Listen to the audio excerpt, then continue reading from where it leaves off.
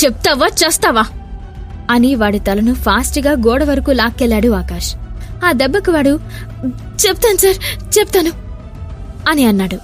ఆకాష్ వాడిని వదిలి మోకాలపై కుదేసి పారిపోకుండా 2 చేతులు వెనక్కి విరిచి పట్టుకున్నాడు. జై సార్ మాకు సుపారీ ఇచ్చిండు సార్. మిమ్మల్ని జస్ట్ బెదిరించి లైట్గా కొట్టి వదిలేమన్నాడు.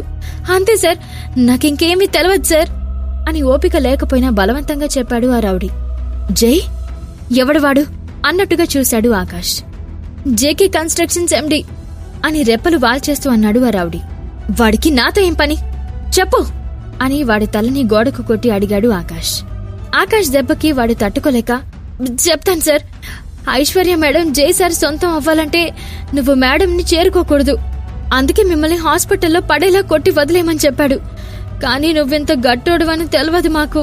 అందుకే ఒక్కడే వచ్చి ఇలా నీ చేతుల్లో చావు దెబ్బలు తిన్నాను అని బాధతో అంటూ మూలిగాడు ఆ రౌడీ. వాడి మాటల్లో ఐశ్వర్య డేంజర్లో ఉందన్న విషయం అర్థమైన ఆకాష్ భయంతో వణికిపోయాడు. ఐశ్వర్య వాడి సొంతం అవడమేంట్రా? ఏం ప్లాన్ చేశారు అని మరోసారి ఆకాష్ ఆ రౌడీని గోడకేసి కొట్టగానే బ్లడ్ అంతా చిమ్ముతుంది. చెప్తున్నా కదా సార్, మళ్ళా కొడతారెందుకు అని ఏడుస్తూ అడుగుతున్న వాడి ముఖం మీద ఆకాష్ పంచి విసిరగానే, మీకు డమ్మిగానే ఏం చేసి వీడియో తీసి మేడంకి పంపించారు సార్. మిమ్మల్ని కాపాడుకోవడానికి మేడం మా సార్ ట్రాప్ లో ఇరుక్కున్నారు అని ఆ రౌడీ చెప్పగానే ఆకాష్ విసురుగా వాడిని వదిలేసి, మీ వాళ్ళంతా ఎక్కడున్నారు అని కోపంగా అడిగి అతని గల్లా పట్టుకుని అడగగానే, స్టార్ నైట్ పబ్ అని కష్టంగా చెప్పి ఆ రౌడీ స్పృహ తప్పి కింద పడిపోయాడు. నిజానికి వాడు పవన్ కి నమ్మకమైన వ్యక్తి. ఆకాష్ స్టామినా తక్కువగా అంచనా వేసిన పవన్ వీణ్ణి ఒక్కడిని ఆకాష్ కాళ్ళు చేతులు విరిచేయమని చెప్పి పంపించాడు. ఒకవేళ ఎక్కడైనా వాడు దొరికిపోతే జయకృష్ణ పేరు మాత్రమే బయటికి రావాలని స్ట్రాంగ్ గా వార్నింగ్ తీసుకోవడం వల్ల జయకృష్ణ పేరు తెర మీదకి తీసుకొచ్చి పవన్ ని తెర వెనుక దాచేశాడు. ఆకాష్ వాణ్ణి అక్కడే వదిలేసి కేఫ్ బ్యాక్ డోర్ నుండి పరుగులాంటి నడకతో బయటికి వెళ్లాడు. దొరికిన ఆటో పట్టుకుని స్టార్ నైట్ పబ్ కి చేరుకున్న ఆకాష్ కి పబ్ మొత్తం సైలెంట్ గా ఉన్నట్లు అనిపించింది. ఐశ్వర్యకి ఏం జరుగుతుందో అనే భయం కుదురుగా ఉండనివ్వడం లేదు. ఫాస్ట్ గా పబ్ ఎంట్రన్స్ దగ్గరికి వెళ్లిన ఆకాష్ కి ఐశ్వర్యకు అడ్డొచ్చిన 4 రౌడీలు ఆకాష్ ఎదురుగా వచ్చి నిల్చున్నారు.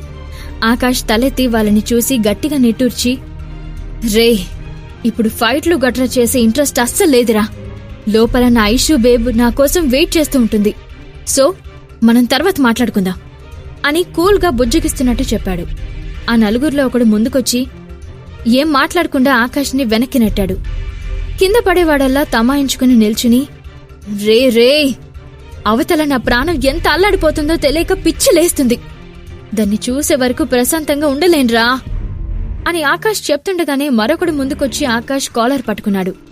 తన కాలర్ మీద పడిన చేతిని చూడగానే సర్రన బీపీ లేచింది ఆకాష్కి. వాడి చెయ్యి లాగి వెనక్కి తిప్పి మెలిపెడుతూ, డ్రై మాట్లాడుతున్నాను కదా, చెప్తే అర్థం కావట్లేదా అని అరిచాడు ఆకాష్.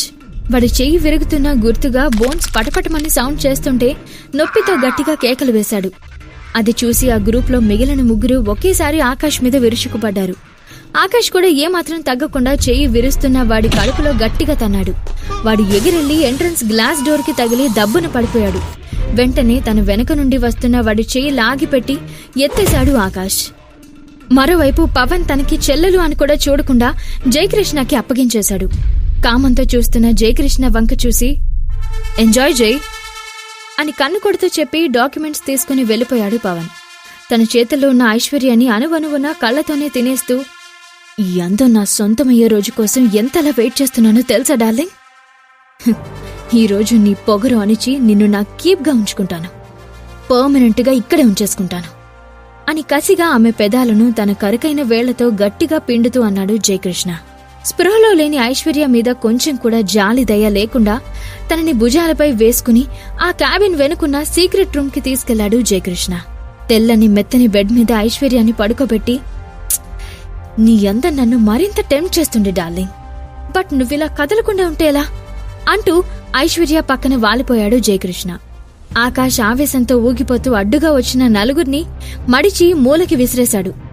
ఆకాష్ బలం ముందు తమ బలం ఏమాత్రం పనిచేయకపోవడంతో ఒళ్లంతా గాయాలతో ఆకాష్ దెబ్బలకి విలవిల్లాడిపోతున్నారు. ఐశ్వర్య లోపల ఎక్కడుందో తెలియక ఒకటి జుట్టు పట్టుకుని ఎక్కడున్నారో చూపించమని ఈడ్చుకెళ్లాడు ఆకాష్.